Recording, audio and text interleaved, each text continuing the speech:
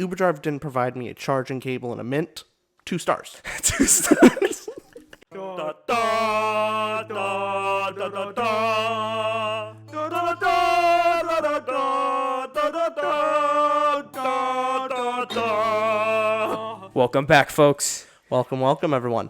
There's nothing more fun, and I mean this, there's nothing more fun than rating something. Rating a movie, rating a book. It makes you feel important. It makes you look at things and go, that's how I felt about that right there. I mean, that's the whole purpose of this podcast, is making our opinions known in a very pedantic way. Right, because why else would you go out and rate something on any site other than wanting to show, this is how I feel about it? You know, now, here's the thing. Most people, I don't think the way we do. Like, we want things in a tier list in order, like, this is objectively better than this. Mm-hmm. And most people are just kind of like, yeah, I liked it. It's good. And that's it. Most people are normal, right? Yeah. We're okay with... Just like, how, most people give a 5-star rating for their Uber. Yeah. We like to give a 3.5, That's the average. I'm actually bad. I don't go back and rate people enough. I should. I should do that, and I'm like, shoot, why do I rate movies and I'm an Uber driver? That's on me. I have problems. I got to work on myself. If the Uber driver didn't provide me a charging cable and a mint, 2 stars. 2 stars. You just plummet the guy's whole bit. Like, the guy's just working, having a nice old time. But Uber's actually a really good point of ratings. If you don't give 5 stars, it's really bad for them. Yeah. Like, it's so inflated. Right. Where 4 through 1 don't matter. Right. Like, it's effectively worthless. Like, whereas anything other than 5 hurts their ability to make money. Whereas you rate a Christopher Nolan movie a 2, I think he's going to be all right. Oh, yeah, he'll be fine. So, Uber driver, rate your Uber driver 5 stars most of the time, if not all the time. Christopher Nolan movies, you can be more liberal about it. I'll give a 1 here, a 5 here. I think that's fair. Yeah. Okay. Sounds about right. Now, a very important question about we're going to dive into our rating system eventually, but first we have to look at this. There's rating books, there's rating movies. Let's focus movies first. Okay. Out of all the rating systems out there's Rotten Tomatoes, Metacritic, Letterbox, IMDB. Do you prefer any of those sites when you go in to watch a movie and go, I look at this site's rating for the movie, this has the most valid and accurate rating to me? I think the best one is Rotten Tomatoes for me. Why? Well, I always like looking at the audience score. I take it over the critic score, but it is interesting to see the comparison between the two. And seeing some movies that have like a 97% critic score and then like a 30 on audience. I always think that's a really valuable information to have. But other than that, I don't use any of the others myself. Now, I know as podcasters, we should have some due diligence here of like, this is how they work. This is how Rotten Tomatoes works. Try doing that on seeing how Rotten Tomatoes scores their things. It's still confusing to me because apparently you can have a higher percentage score. Like, it could be 99% and another movie could be 93%. But the average score for the 93% movie could actually be higher than the 99% movie because of how the rating system works, where they focus more on consensus. And if the consensus is high, it gets a very high percentage. Yeah. So do you know anything about that, or is that about our extent of knowledge on Rotten Tomatoes functionality? It's about as much as I know. It is interesting. I mean, I guess it makes sense. Consensus should actually hold a bit more weight than just a bunch of people love it and a minority hate it. Then what is, if it's split, honestly, Last Jedi is a great example. Like, there's not much of a consensus around that movie. A lot of people really love it. And a lot of people hate it. Hate it. So there's not much of a consensus, so it's harder to rate that. Right. Now, personally, it's awful. It's an awful movie and shouldn't be difficult. But, what do I know? So if you got out of the Uber and they mentioned The Last Jedi in that car, 2 stars for the Uber driver. 1. 1? Oh, yeah. But, okay, what if they mentioned The Last Jedi but also gave you a mint? Conflict of interest. 3? Okay. 3's fair. I like 3. So Rotten Tomatoes has a janky system. It's weird, but I do find myself always looking at Rotten Tomatoes. I don't think they're not my favorite, but I always look at them because I'm like, 90-something%, better watch this movie. It always gets me. Well, here's the thing, though. when it comes to all of these, the ratings and that I look up the most are the YouTubers that I actually agree with. So YouTubers that rate movies that I generally agree with them on a lot of things. I will take their opinion over Rotten Tomatoes and IMDb any day. Good point. Yeah, I'll go look up a review on YouTube. I do that too first, typically. When it's a movie that has just come out, you'll go to YouTube, you'll check out blah, blah, blah, whichever. Austin Burke is one that I check out a lot. Love his ratings. He gives a percentage rating on things, and I follow him on Letterbox and whatnot. Does a great job. So yeah, I agree with you there. You go to the YouTuber first, then you go to Rotten Tomatoes? YouTuber typically first. Okay. And then that Rotten Tomatoes score, if it's rotten, that means it's 59% or lower. Fresh is 60% and higher, and I believe certified fresh is 75%, or is it 70? I believe it's 75. I think so. One of the two. But Rotten Tomatoes, it's always nice, and it's your classic one, and it's there. But my favorite is the old pretentious Letterbox. I love it. I have not even gone on Letterbox once, but I hear you talk about it all the time. I love Letterbox. I really do, and I love how it's a bunch of people who watch. Like if you're nerdy about films, you go on Letterbox. And I'm not at that level I want to be. I want to be at the level many people are, so I'm trying to get my library up. But Letterbox is so great to me. It's just a 5-star system, and you can rate it 5, 4.5. You can do halves and whatnot. I wish you could do 0.358s, but they only allow halves. But I like it because people are very critical on there typically. So if something gets like a 4-star or higher average, you should watch the movie. See, that's my problem with most rating systems is a lot of people give out like the 5 stars. A lot of things are 5 stars, and it's hard to tell what's actually the cream of the crop.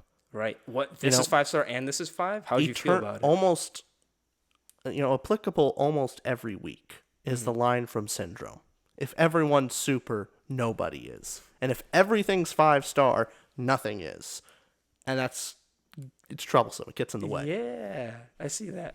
Yeah, because how do you differentiate your 5-star ratings? How do you differentiate 99% or 98% on Rotten Tomatoes? I mean, that's if you're watching and you think that my book ratings are like, oh, that's really harsh. Like, oh God, Red Rising a 7.48. Oh man, yeah. That's a rough score.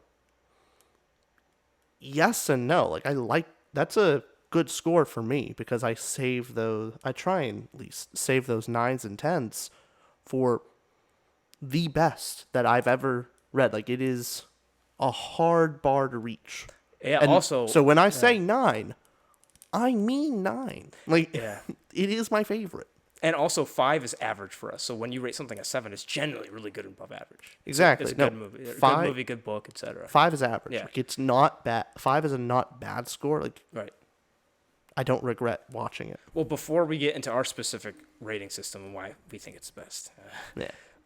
Goodreads. What do you think about Goodreads for books, their rating system? Well, the thing is, it's basically the only option. Like, I guess you could look at Amazon scores, but that no one does that. But Goodreads is the only rating social media system to rate books. And it's because all the books that are out are on there. So they already have the volume of books. They have the numbers of people. It is okay, but there's so many bugs. It's really outdated. A lot of books get rated before people have ever read it because you could just put a rating on there. It's also just the simple 1 to 5 scores. There's no 0 stars. So right, if you think that Letterbox is restrictive with its 4.5s and 5s, Goodreads, can you even do a half? No, it's just straight 4 or 5. Yeah, I don't like that. Yeah, 4 versus 5 is a big difference.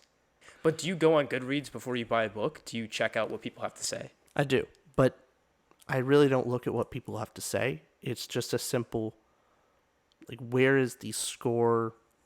Is the score north of a 4? It's probably really good. Right. If it's close to a 4, like a 3.9 something, also still worth a read. If it's a 3 or below, pass. Like, in general, it's just not even Letterbox, worth. yeah. It's not even worth checking out. Right. Now, maybe that if the cover's cool, maybe I'll give it a check out anyway.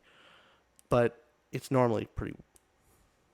Anything north of a 4 is worth a read. Got it. Okay. But that's a lot of books, and it doesn't really help at the end of the day. It helps weed out garbage, but it doesn't differentiate good from great. Okay. And that rating system on Goodreads versus, and there's not even a competitor versus, you're saying Amazon? Not even really. So when you go to look at a book, you look at Goodreads, but let me ask you this. Do you do what I do after you read a book or after you watch a movie? You immediately go to that movie, or you go to Goodreads, or you go to Rotten Tomatoes, IMDb, and if you like the movie, you look at top ratings. If you hate the movie, you look at the worst ratings, and you see confirmation bias why I'm right about how I feel about this movie. Oh, every time. Every time, good. I always look up Daniel Green's video if he has one on the book, or Murphy. Yeah. I look up her videos on a book if she's read it. They're both great booktubers. Yeah. Awesome. So, I think it's time that we challenge the hierarchy here. And we introduce an idea that we have that hopefully years from now will come true. Yeah. If this whole podcast and channel gets successful to the point that this is just all we're doing, which is the goal, is the dream. We'd love love to do the goal. this That's the dream. Would love to apply our rating system to an actual website and as a competitor to both Rotten Tomatoes and Goodreads, more particularly, that uses our patented rating system. Our patented rating system. And why do you think that our rating system has something unique and interesting to add? Why do you think it's superior to Rotten Tomatoes and IMDb? That's a big statement to make. It makes you think about your score far more. It's not a simple, I liked it walking out of the theater. No, it makes you think about each most important aspect of a piece of media and apply a score to it.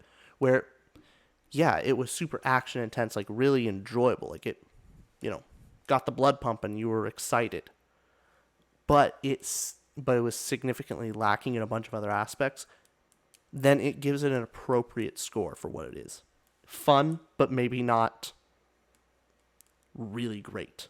There's kind of the difference between fun and art, like entertainment and art. A lot of things can do one or the other. Really great cinema and really great books does both. Now, I mean, that's not to say like what's a fun movie, but not really. Think about this. I got an example. Top Gun. I was just gonna. Are you serious? I was just gonna say Top Gun. Yeah. Top Gun Maverick is a super fun movie. Great movie. I think we gave it an 8 out of 10. Yeah. Exactly, based on a rating system. Top Gun Maverick. Great movie. Great fun. However, how can Rotten Tomatoes rate Top Gun Maverick a 99% and also Lord of the Rings or Dunkirk's another big, or 2001 a classics, 12 or Angry Men. The Blues Brothers. Okay. Again, you throw that in there. But seriously, 2001 A Space Odyssey and Casablanca, 99%, and also Top Gun Maverick, 99%. Love Top Gun Maverick. Awesome movie. But it's not as good as like a Casablanca. It's not as good as a 12 Angry Men or a Lord of the Rings. Well, our rating system breaks down all those aspects. And so when you're rating something, you're not just thinking, 1 to 5. Correct. You're thinking 1 to 1,000. Basically. You're basically thinking like on a 10 scale on every category. And it makes you, what I enjoy about pause there real quick. Explain real quick to people who may be tuning in for the first time what our system is. Yeah. For the TikTok, the clip and all, for the TikTok, our rating system consists of 5 categories, and the 5th category changing depending on the medium, between book or movie. For movies, it would go emotional impact is the first one. Did it make you laugh? Did it make you cry? Did it make you This is for books excited? and movies, is emotional impact, yeah. Second would be characters. What did it execute on what the character's supposed to be for? Were they interesting? Did they grow? What was their character like? Arcs. Acting. Yeah. We are on the same. Look at that. Oh, We said yeah. at the same time. Third would be plot. Was it an interesting plot? Did you not see where things were going? Or if you did see it, was it a satisfying journey? Were there plot holes? Were there things that just didn't make sense? That kind of stuff is for plot.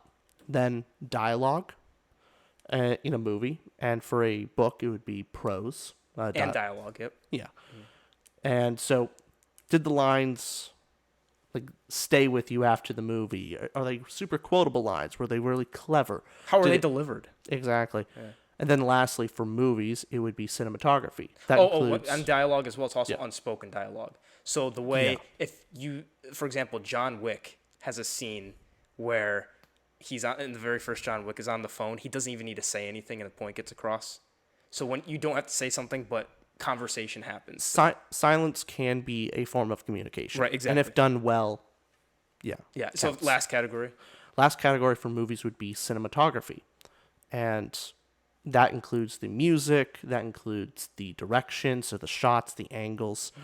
A kind of action would fall under cinematography. And so that's for movies. And then for books, you have world building. And fantasy sci-fi books, which is all we review. Yeah, effectively. But in all honesty, it applies to fiction and other things. Like, basically, does the setting of the story feel real? Did they sufficiently build up a believable world around their characters? And that's even for nonfiction, I think. Nonfiction stuff, you have to be... The characters are not in a bubble. Their surroundings should feel real. Like, you should be transported to that. Like, right. A book is all about transporting you into the world where your characters are, no matter what book it is. Yep. So that is our rating system, and all of those 5 scores averaged together get your main total score. Right. And each category is rated out of 10. Once you divide that by 5, that's your total score of the movie. Exactly. Now, the points of difference between us. I rate things on a 1 to 10 score at the 0.25 decimal. So 725, 75, 775. Exactly. I don't go any further than that because at that point I can't really... Because you're lame. I gotcha. You're just lame. It's hard like to that. differentiate between them all. So that's enough for me. You go to the 100th. I do. I'll say 7.2 if I'm feeling 7.2. 7.3 repeating maybe. Maybe so. We'll get specific enough. But that lends a lot of advantage because some people might not like that because they just want to watch a movie and be like, good or bad, I liked it, didn't like it, 4 stars, 3 stars. I get the simplicity of it. I get the general, like that, that's how you feel about the movie. That's good. Mm-hmm. This, I think, is good for people like us that are pedantic and are absolute. We don't have a life, do we? Not much of one. No. So if you don't have a life either, this is a great rating system. You could sit there after a movie for an hour going, oh, was the emotional impact really a 6 or was it a 6.5? Like, you got to really... So it's cool because you can look between movies and, like, let's say we just watched 2001: A Space Odyssey recently. So emotional impact-wise, was it better or worse than Top Gun? And you think about it, like, was I more captivated? So you can look at it and rate specific categories that way, and then you find your total score. Well, the end product is really enjoyable. Yeah. To see a really long list of movies or books, and exactly the hierarchy that they belong in, of at least what you think. Yeah, and if years down the line we're talking, if we ever make a site where you can rate with a certain rating system, it's cool because you can even look by category, like what movies have the best cinematography, and in that means we're including visuals, sound, and how it's directed, right? So what movies have the best cinematography in that category? What do users rate that category? Or what do users rate the entire movie? That out of what's generally the best movie on the website? Or for someone like you, I know you care way more about characters. Oh yes, I do. Character work is your favorite part about books or movies. Mm-hmm. You could look on a category and see what is the best character movie. Mm-hmm. Like, what did people rate like the best rated character movie? Yep. And you could see that where maybe the cinematography isn't that great. Maybe the plot is, it's okay. But the character work is just so phenomenal that it's worth a watch to you. Exactly. So that's how I think it actually kind of cuts above the rest. It does. And I mean, obviously we're biased toward it. We love doing it. But if you had to be unbiased for a second, would you say I mentioned earlier, there's some people who just want to be 3-4 stars, and that's totally fine as well. But is there any flaw to a rating system, you think? If there's anything you could pick at, what would you say it's got some disadvantages? I think one of the disadvantages could definitely be the average between things. So sometimes a movie's plot is not particularly important. It is mostly a visual experience. And should we really dock that whole movie for not focusing on that? Or there's a bunch of action movies where the point of the movie is the action and the character is more of a self-insert character. Right. It's not supposed to be a deep character, yet the whole score is dragged because the character score is low. Mm-hmm. So how do you rate? So currently we rate all 5 categories evenly. Mm-hmm. What if they shouldn't? Every aspect gets 20% of the pull toward the total score. Where maybe they shouldn't. Right. That would I think is our potentially the biggest flaw. I do, and not to be, I'm going to be biased again. It is definitely a flaw considering, but the advantage of that is it considers things that other ratings don't at the same time. So it's got your pros cons of, it's going to impact, like, let's say it's an action movie where Top Gun Maverick, characters are good, but they're not like, whoa, 9 out of 10, 10 out of 10 characters. They're not. They're good and they're fun, and Maverick's great, and Rooster's great, etc. They're enjoyable, but it's not the purpose is like a cool, fun, like, boom, your emotion's going to be high. You're going to be sitting there going, the cinematography is more important in that movie. Yeah, for sure. So flaws and benefits there, but in all, we are too far deep in our rating system. We're never going back. We can't. We're way too deep into it. We're pot committed, so it's what it is. It's quite true. Every single movie that we watch together now goes into our rating system. Yeah. Every book that I now read goes on the rating system. We officially have on our website, which I don't think we've even mentioned we had a website yet. Oh, God, yeah. But we have a website, and our updated ratings on movies and books are on a spreadsheet there. They update every 15 minutes, I believe, right? Yeah, they do. I'm still trying to work out the kinks on making it look nice. Right. Because right now it's hard to organize everything. Yeah. But it is there. But on there, they could see our hot takes of movies we didn't talk about that I rate like a 2. I hate some. I hate some popular movies. So if people see that, we're losing subscribers for sure. And you could be able to look at. You can put in a search function for books that I've read, and you can see my official score on there. I will say though, I rated Wheel of Time like about a year after I actually read it, because we didn't have the rating system by then. So I have a feeling that those scores are inflated, and I will have to rescore them as I do my reread. They might, they'll adjust, they'll be updated. I'm not looking forward to it because I know the scores are going to drop. Oh. And it's going to be a shame. But not to harp on us again, but I'm gonna boost this up, okay? Okay. I gotta say, the thing that bothers me about things like Rotten Tomatoes, we might have mentioned this already, but seeing the 99% really does bug me. You'll see a 99% movie, a 95% movie, and it won't feel 95, 99%. Yeah. Trust me, a lot will, but how many times can you give a movie 90? How many times can be the 85? You know who has the worst rating systems of all time? IGN. Facts. 7 out of 10. 7 out of 10. 7 out of 10. They're robotic. Everything's a 7 out of 10. Even Jurassic World, I think, got a 7 out of 10. Really? And then, it's just weird. Everything's 7 out of 10. And if the movie's really good, it's like 8 or 9. And then if the movie's bad or average, 7. Come on, IGN. Show some action. Get some ratings in there. Well, it's so hard to. Their takes are notoriously just pretty darn funny. Yeah. Like, if it's lower than a 7, it's genuinely, like, garbage. Oh, if you see a 6, run away. Yeah, no, it's awful. It's not even... Stuff like that where 1 through 5 doesn't even matter. It's like, why do you have that there, then? Why is it out of 10 scale if you never use 1 through 5? Which is, again, why I think our rating's the best. Is when we give something a 5, that is dead average. That is not good, not bad, just boom, average. So people, when they see us rate something a 7, sometimes they think, that they didn't like that. No, we genuinely do like it when it's a 7, like you're saying with Red Rising. Yeah, the only criticism I can see it is when you lose the forest for the trees. We're looking at all these kind of details, and we don't get to the end point of, was it good? You spent so long going like 7.3892. That's the movie that. Yeah. It's like, well, did you like it? I think. Yeah, I think I liked it. But no, I think it is fun because it leads to further discussion. Yeah, and actually, for sure. It organizes my thoughts. Like when I rate something, I actually know exactly why I think something about a movie. Yeah. For specific reasons. It helps us construct these podcasts too. So every time we rate something, we talk about it and then different aspects of the movie. First, we talk about emotional impact. Did it make us cry or laugh or whatever the point was? Then we go into plot. So it's great for constructing the conversation and seeing how you genuinely feel and what you liked and didn't like about the movie or book. Yeah. And people, or viewers out there, if you want to try it for yourself, try the rating system and see if you actually like it. And let us know about our idea here of creating a website that rivals Rotten Tomatoes.